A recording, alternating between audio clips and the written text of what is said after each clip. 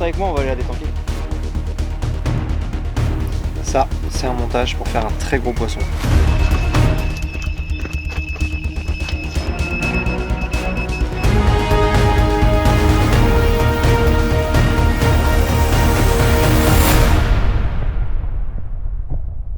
Salut à tous, bienvenue sur la chaîne Avis de Carpe France. Donc on se retrouve pour un petit tournage d'une durée de 48 heures sur la magnifique gravière de carpe auxerre de mon poteau Olivier. Donc là j'ai un petit problème par contre pendant ces sessions. Il y a quelqu'un qui s'est accrusté sur le tournage. Bon allez, un petit tournage qui n'était pas prévu pour moi, mais je me suis invité à rejoindre et partager celui de mon pote Alan. Petite revanche de notre dernière session ensemble, bon, ça n'avait pas été très fructueux. Mais en tout cas ici ça démarre très bien. Et j'ai eu la chance de faire un beau poisson d'entrée de jeu. On partage les touches avec le pote, donc pour l'instant j'ai un peu plus de chance que lui sur la taille des poissons. Mais ça, je pense bien que ça va tourner. Et si ça continue comme ça, je pense qu'on va en refaire quelques-unes pour essayer de vous les présenter à la caméra. Et surtout passer encore un super moment.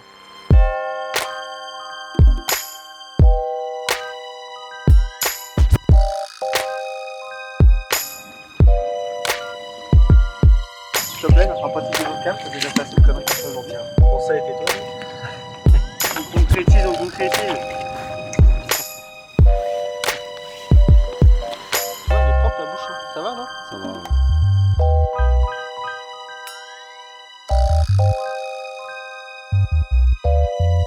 Donc là on va arriver dans la fin de journée, de la deuxième journée. Hier ça a plutôt, c'était plutôt calme en journée, j'ai l'impression. Bah oui. On avait tendu les cannes vers 16h, 16h30. 16h, 16h30 et ça n'a pas réagi tout de suite. Si, un amour blanc oui, quand même, toi un amour blanc d'entrée de jeu à la pointe là-bas, un gros babard d'amour quand même, ouais. qui nous a rendu la vie dure avec un sacré combat en bateau de mon côté.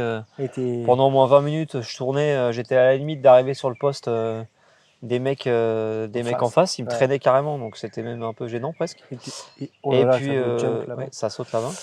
Et ouais, un beau poisson, un beau combat, tout en bien gras, pas très long pour un amour, mais par contre très gras avec Donc non, sympa, un beau poisson. Et puis après, après il y a eu quand même quelques heures creuses où là on a commencé à se poser un peu de questions sur la fin de journée, quoi. Franchement, on s'est dit bon. On entend les poissons sauter dans une réserve qui est juste derrière. On sait qu'on pêche en bordure forcément. On sait que les poissons sont à 30 mètres. Voilà, on savait qu'on était dans la zone où il y avait les fiches.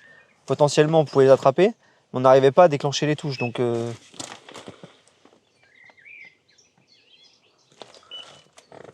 C'est le vent. c'est laquelle? C'est le vent. On n'arrivait pas à déclencher les touches. Donc, c'était un peu compliqué. On se posait quand même pas mal de questions. Parce qu'on était sûr de notre approche, de notre présentation. On était sûr que notre appât pêchait dans le fond. Mais pas de touche. Pas de touche, pas la bonne présentation, pas le bon appât, pas le... Enfin voilà, on psychotait un peu. Ouais. Donc après, donc, on a commencé à se faire un petit gueuleton sympa. Et puis finalement, après, ça s'est enchaîné. Ouais, après de sages décisions. Et surtout, ce qui nous a beaucoup aidé quand même, c'est les images subaquois. Oui, alors les images que tu as été prendre quand même, qui ont été quand même un peu révélatrices sur d'autres approches, quoi. Bah, en fait, je pense que quand on commence progressivement, on charge pas d'un coup. On se dit bon, on laisse agir, on laisse pêcher. Là, on est dans les obstacles, donc on est dans les zones de sécurité pour les poissons. Je fais une petite assiette, un petit dévolu, je vois ce qui se passe. Voilà, c'est carrément rien passé. Et finalement, ce qu'on a bien fait après, c'est de recharger. Parce que quand on s'est aperçu qu'il y avait des milliers de gardons, une activité de blanc pas possible à l'image subaquois. Ah bah oui, on voit bien des vrais piranhas, quoi. Ils arrivent en banc, de toute façon dès qu'on dépose, qu'on met la première pelle, 30 secondes. Il y a le banc qui arrive, il remue tous les appâts, on voit le baddling, il déplace les badlings, il joue sans arrêt, alors ils n'arrivent pas à attraper heureusement notre doublé de Tiger, moi pour ma part, et toi ta Tiger et ta pop-up aussi de ton côté. Ils ont du mal heureusement on les pique pas, mais par contre ils font un raffut sur le poste et un bordel. Alors ce qui peut être bien aussi pour attirer des poissons, mais en fait on s'est rendu compte que tout de suite nos deux pelles, en quoi ça se trouve en un quart d'heure, 20 minutes, on pêchait en single, quoi. C'est ça. On n'avait plus que notre rêche. Sur de la particule, c'est ça. C'est vite lessivé. En plus de ça, bon, on parle de gardons. Ouais. Là, j'en ai refait une petite. On voit les brèmes. Les brèmes. Et puis c'est marrant, hein, c'est hiérarchisé. Soit l'un, soit l'autre. Ouais. C'est gardons d'abord, les brèmes arrivent. Ouais. Voilà. Et puis si on a mis assez de quantité, bon, il en reste pour les carpes. Donc, ouais. Et ce qui a vraiment fait la différence, je pense aussi dans notre approche, c'est le fait qu'on déclenche plus de touches. Ouais. Donc c'est cette espèce de créneau qu'on s'est fixé en disant ok, toutes les heures ou toutes les heures et demie, si on n'a pas fait de touche, on y va, on check et on refout 4 pelles. 4 pelles, moi, de ma grosse pelle, ça fait à peu près 3 kg d'appât quand même. Hein. 2-3 kg d'appât à chaque dépose, régulièrement toutes les 2 heures. Et là, on a commencé à enchaîner des touches, même moi, des fois une, où tu as vu, j'ai déposé, je suis revenu sur le bord et la canne, elle est partie dans les mains. Donc c'est quand même, ça prouve bien qu'on pêchait, je pense, à la single et qu'on n'arrivait pas au début à prendre des carpes. Quoi. Ouais, ça capte pas en fait en single. Voilà, je pense à l'instar du blanc, il faut de la cam pour que les poissons, les carpes, viennent et soient attirés sur le coup. On l'a bien vu sur mes premières déposes. J'arrive sur un fond assez meuble avec une petite pellicule de sédiment noir, mais on sent qu'il y a du caillou qui traîne à gauche à droite. Là, c'est carrément. C'est comme le poste, c'est nettoyé. C'est le petit gravier du jardin. Quoi. Bon, on n'est pas trop mal quand même 7 poissons. 7 poissons. Avec quelques 3 belles carpes quand même, hein, qui sont des poids plus que raisonnables. Bah ouais, carrément. Donc non, ça fait super plaisir. On était venu pour ça. Ouais. On sait qu'il y a des beaux spécimens. Bon, le cadre est super sauvage. Ouais. Voilà, les postes sont aménagés et par contre l'étang reste hyper sauvage. Ouais. Pêche d'obstacles, pêche en bateau, faut avoir l'habitude, avoir le bon matos. Ouais. Et puis pour l'instant, on a loupé peut-être 3 poissons qu'on décroche. Mais par contre, on n'en perd aucun, on n'a rien laissé dans l'eau. Ouais, ça, c'est quand même le plus important. Quoi. Ouais, moi, c'est clair que lorsque je vais tendre une canne sur une pêche d'obstacle, je vais carrément faire plus attention à comment la carpe va pouvoir se déplacer et comment je vais pouvoir la contrer que si mon montage pêche. Quoi. Pour moi, une pêche d'obstacle, c'est faisable, mais pas n'importe comment. Hein. On est toujours sécuritaire sur l'hypothétique direction du poisson, quoi, simplement. Bah oui, puis pas aller non plus tenter le diable, aller rentrer à l'intérieur des obstacles, entre 2 branches ou 2 trucs. On essaye de pas faire les Rambo, ça sert à rien. On reste devant avec un mélange qui les attire et qui reste bien attractif. Ouais. On essaye de les déplacer un tout petit peu. C'est ça. Bon, après, on voit que si on s'éloigne beaucoup, on fera plus de touche, ça c'est évident. Non, mais faut quand même être sur leur point de passage. Un compromis. Mais voilà, il y a un bon compromis à trouver entre les deux. Quoi. Exactement. Donc ce soir, rebelote, deuxième nuit. Deuxième nuit qu'on va adapter par rapport à la première. Voilà, ça on va voir ça tout à l'heure, peut-être quand on va reposer les cannes en fin de soirée. Ouais, c'est clair. On va revoir ça après. Et puis voilà. Non, je pense qu'il va faire un poisson sur ta nette.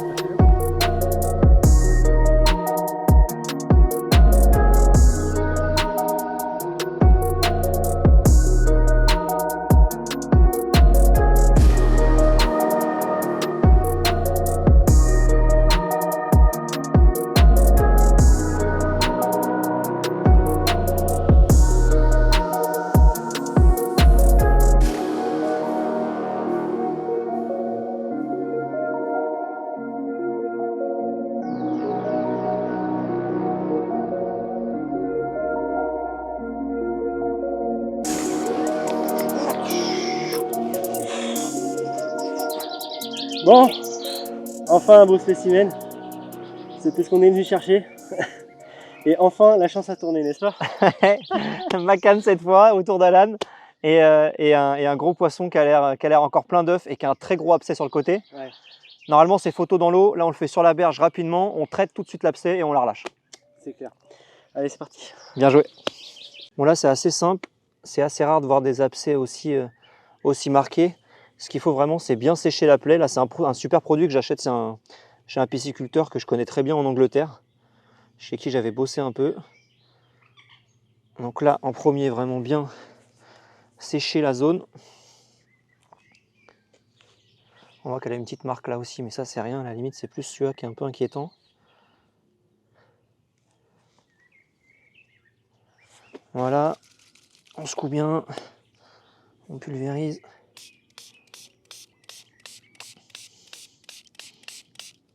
On va mettre un petit peu là aussi. On laisse 20 secondes. On va y mettre ça sur les yeux pour qu'elle se calme. Qu'elle bouge pas trop. On laisse une vingtaine de secondes. On mouille. Et on la remet à l'eau délicatement. Ah, dans l'eau, ça c'est impossible à faire. Hein, donc on est obligé de mettre le poisson sur la berge. Voilà, et en fait ça forme une petite pellicule, voilà, sur la plaie. Et on va pouvoir la relâcher gentiment. Voilà.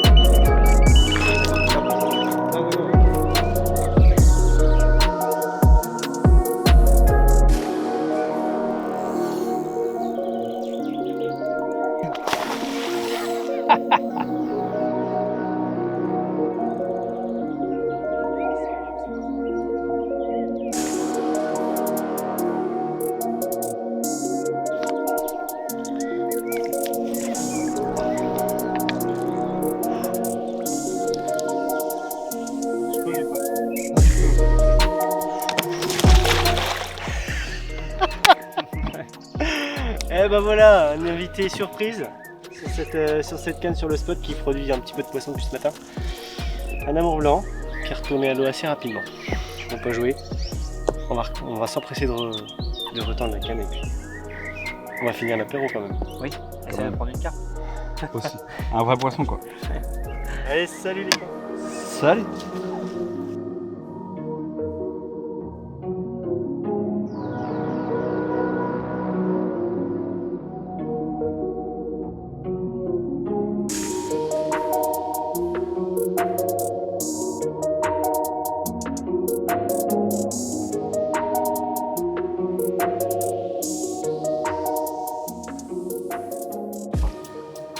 On a quand même la chance sur ce poste d'avoir une grande zone de quiétude juste derrière, en fait, cette grande île qu'on pêche avec Alan, où on pêche la pointe.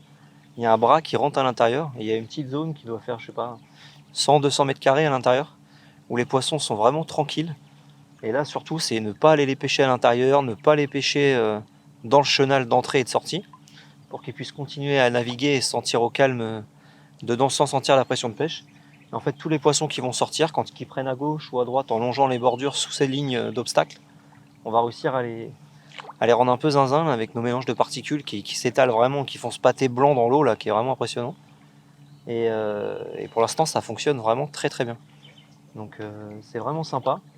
On a passé énormément de temps hier avec les caméras subaquatiques à essayer de choisir les zones qui seraient le plus sûres de façon à sortir les poissons sans risquer de les perdre, et pour l'instant ça fonctionne puisqu'on a fait 2 décroches.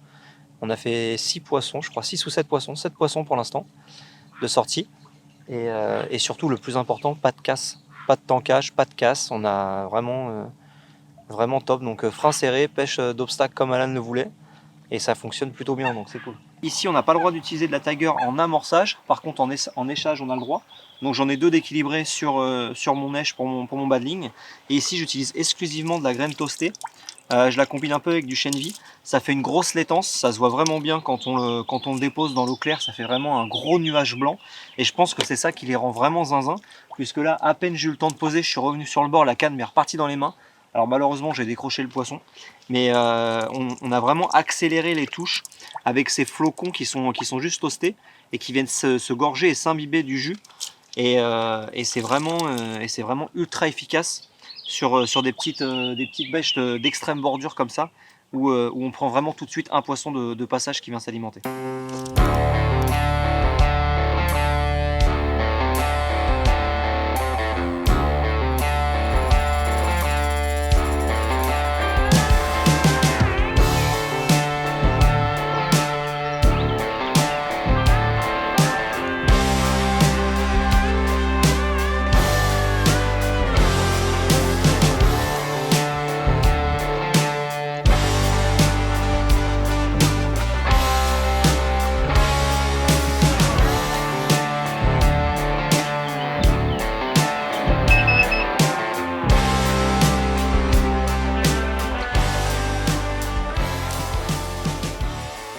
Côté montage, en fait, sur la pêche d'obstacle, on ne va pas lésiner sur les moyens.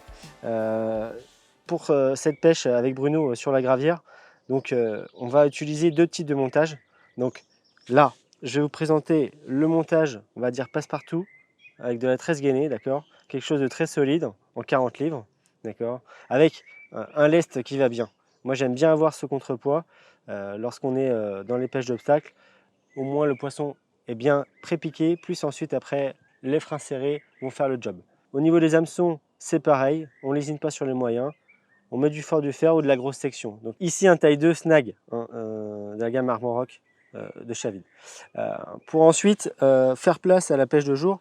Donc si par hasard en fait on se retrouve avec un montage un peu trop grossier, ce qui s'est passé avec Bruno, c'est que lui il était sur du fluoro, donc sur le côté gauche, et j'ai remarqué qu'il a enregistré un petit peu plus de touches comparé à moi. Je suis passé sur un spinner, d'accord, mais là vraiment quelque chose de très très continental en 80 centièmes avec des grosses sections de nylon. Pareil pour les hameçons, on reste sur les snags en taille 2.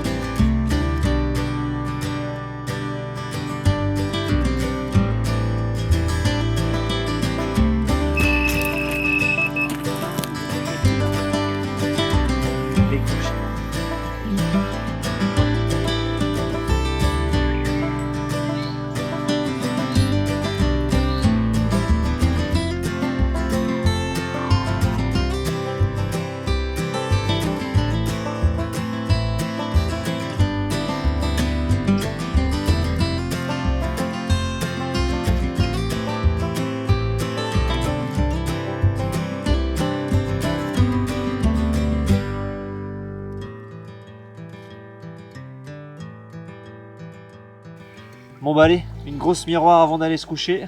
C'est clair. Allez, encore une petite heure de pêche avant de relever les cannes. Comme l'a dit Alan plus tôt, pour pas prendre de risque du tout, on enlève les cannes avant d'aller se coucher et on les remet de bonne heure demain matin. Ça évite de faire du tricot dans les branches. Exactement. Et là, une grosse miroir, la plus grosse pour l'instant de la session, qui est venue nous voir avant d'aller se coucher. Donc, une vieille dame. Voilà. Allez, on tarde pas plus, on la relâche.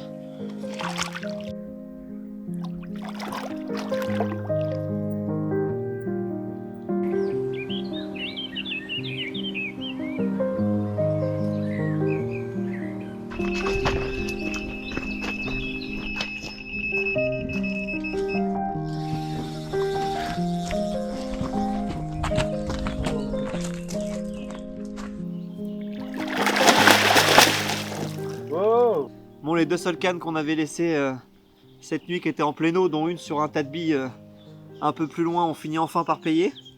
Ce matin, réveil en fanfare un peu avant 6 h.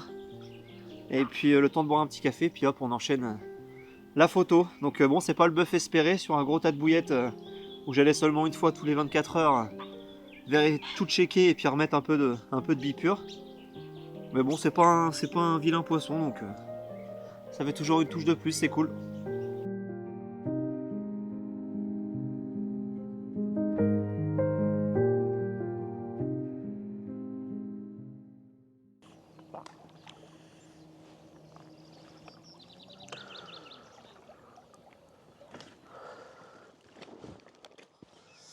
Ok, donc la canne vient d'être tendue là au niveau du spot le plus productif. Donc comme on disait avec Bruno, personnellement en pêche d'obstacle, donc je vais respecter quelques points essentiels. Donc l'axe qu'on va donner à la canne, c'est-à-dire qu'on va rester vraiment toujours en face de l'obstacle. Ensuite, les cannes avec le sion vers le haut, toujours pareil pour un contact direct avec le poisson et bénéficier simplement de l'élasticité de la canne en cas de touche. Et ensuite, on a un point qui est essentiel, c'est la sécurisation de la canne. On ne veut pas que la canne parte à l'eau, surtout si on a des supports de canne qui sont un petit peu légers. Donc là, moi, je vais la sécuriser en deux parties, c'est-à-dire le support de canne qui, lui, est logiquement assez solide et qui maintient la canne correctement sur le pic. Ensuite, j'ai un petit dispositif qui est très simple, c'est une cordelette avec une sardine fermement plantée dans le sol, d'accord ?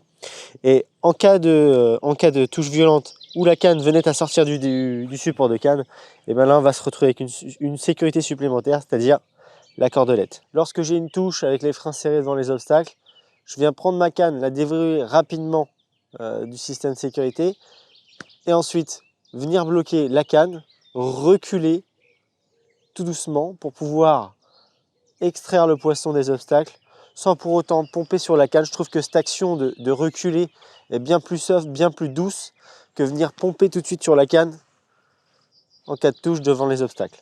Donc en fait, en reculant, ce qui va nous permettre de retirer le poisson de l'obstacle gentiment, on va faire 3-4 mètres en arrière, on va revenir au niveau du pic, reprendre 3-4 mètres en arrière, et ensuite, lorsque le poisson est suffisamment éloigné de l'obstacle, regagner le poisson en pleine eau pour pouvoir faire le combat au niveau du bateau. Donc la pêche d'obstacle, effectivement, ça peut être une pratique qui suscite bien des débats.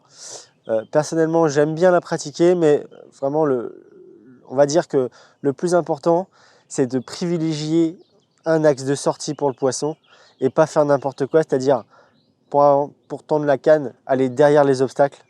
Ça va vraiment être compliqué de sortir un poisson dont la canne avait été tendue derrière les obstacles. Le temps qu'en fait, nous, on ait une touche, un signal sur le détecteur ou la canne qui se cintre, sur place, ça dépend de la distance de pêche, hein, bien sûr.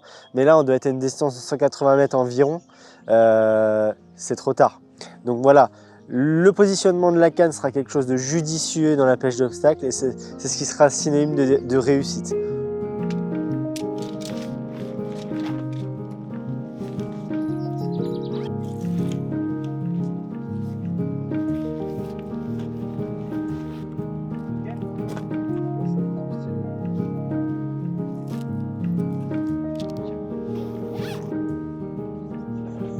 Ok, fin de session. Donc sur ce joli domaine de carpe auxerre avec Bruno, on s'est bien amusé. Ouais, une belle pêche quand même. Franchement, les poissons étaient au rendez-vous. Ouais. On a eu quelques petites zones d'incertitude. On a repensé un peu la pêche. On a vu ce qui se passait en dessous avec les caméras. Bon, c'était quand même intéressant cette petite pêche d'obstacle. On a pu mettre en pratique de façon safe. Il n'y a eu aucune casse dans les branches. Ah, ça c'est beau. Quand même quelques décroches, on a eu du mal à sortir tous les poissons. Du fait de pêcher à ras les bordures, ça c'est assez logique, je pense, surtout sans ardillon, je pense quand même. Mais ouais, c'est ça. Après, on est sans ardillon, donc c'est d'autant plus safe. Là, c'est la règle. Ça devrait être la règle.